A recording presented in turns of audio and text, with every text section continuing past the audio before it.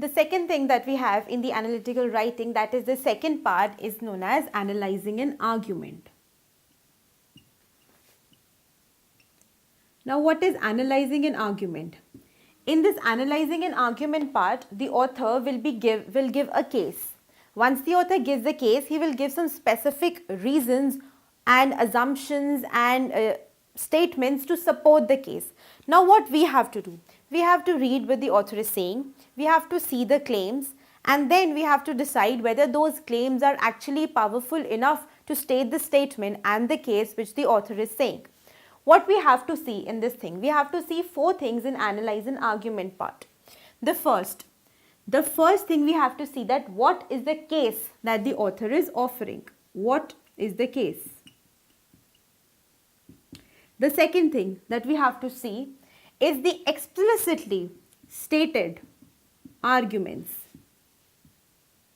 that the author is using for its case. Once we have actually identified the explicitly stated arguments, then the third part that we have to see is the assumptions.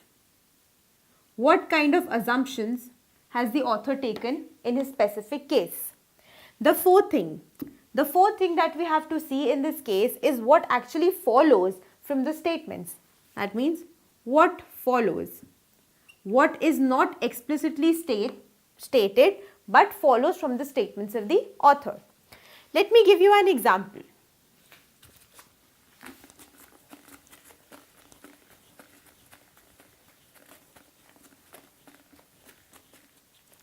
Let us say there is a particular river in some city.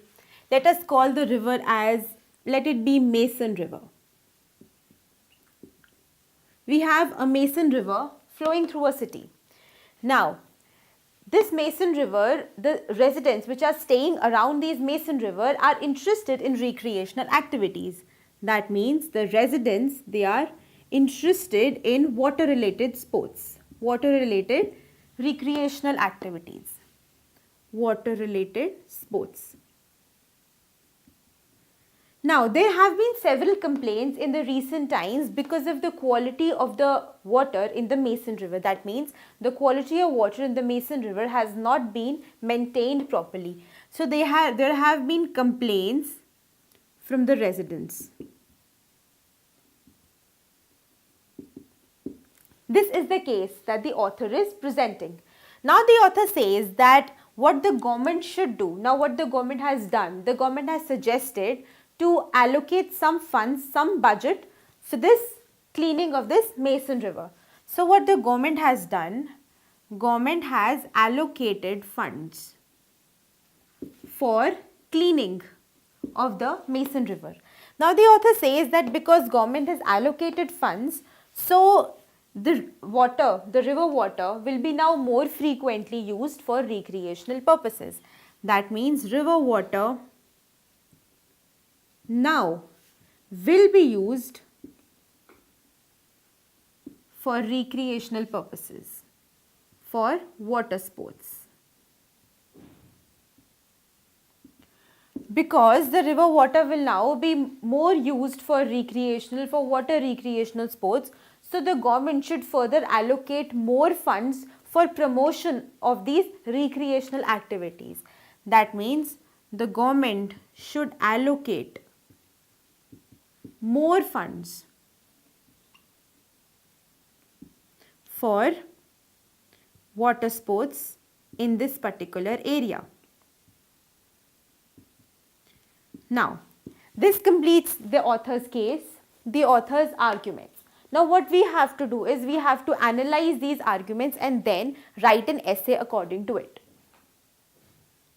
In the very first paragraph, we will explain what the author is trying to say. So, we will write like the Mason River, the residents interested in around the Mason River are interested in recreational sports. So, now it is not written. We have to pick up each sentence one by one and then write our stance according to it. In the very first paragraph, we will explain what is the actual case.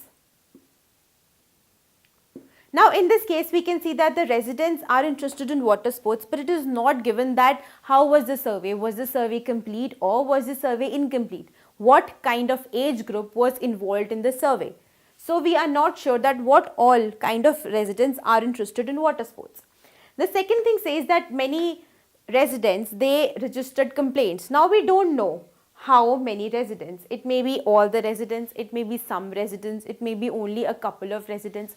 So this is something that is we are not sure about. Now it is written that the government has allocated funds. Yes, a cleaner river would always be better for all the residents. But then the author has assumed that the river water will now be used for more water sports. Once the river is clean, it is always better for the residents, but whether it will now be more used for recreational activities or not is something that is not completely validated in the author's argument. The next thing that says that now the government should allocate more funds for water sports. In this part, we are not clear whether this is correct or not. Now, the residents may or may not be interested. If given an option whether they would be interested in a hydroelectric dam or they would be interested in more recreational facilities is not something that is according to what the residents want.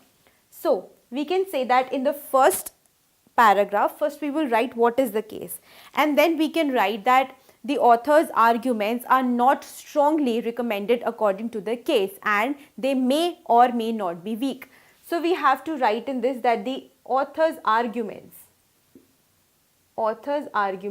are weak or they are not strong enough to support this cause. Not strong enough to support this particular case. Now, from the second paragraph, we will pick up each sentence one by one. The second sentence says that there were some complaints that the residents registered with the government. So we do not know that how many complaints were there. How many? Were there many complaints? What was the age group? So because of these reasons, we can say that this claim is incomplete. Now we will come to the next part. The government has allocated funds for cleaning of the river. A cleaner river is something that will be desired by all the residents, because it will reduce the smell, it will improve the environment. So this will be desired by all the residents. But it has not been mentioned whether earlier the government did allocate some funds or did not allocate any funds. So allocation of more funds or first time allocation of funds. So if there were no allocation of funds, so that means these recreational facilities were sponsored or were being done by the local authorities or by some private institutions. So this also doesn't make a very strong claim. This will come in the third paragraph. In the fourth paragraph, we'll pick up the assumptions that the author is taking. Now we can say that the author is assuming that the river water will now be used for sports. But in a particular section, we always have all kind of categories of people and all age group of people. So to take a decision, it is always necessary that all sections of the people are included. That the river water will be used for water sports is just an assumption and there is no clear statement for it. Maybe the younger section is actually interested and the other sections may not. So this also does not make a very strong case. We can say that all age groups were maybe not included in this survey, and this is an assumption because there is no clear evidence or no clear statement for this particular assumption. Now it says that the government should allocate more funds for water sports.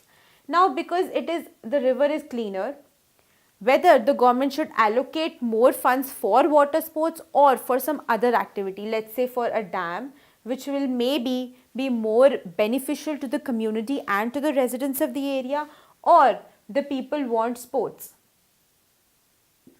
This is the author of the idea of the author, but we are not completely convinced with what the author is saying.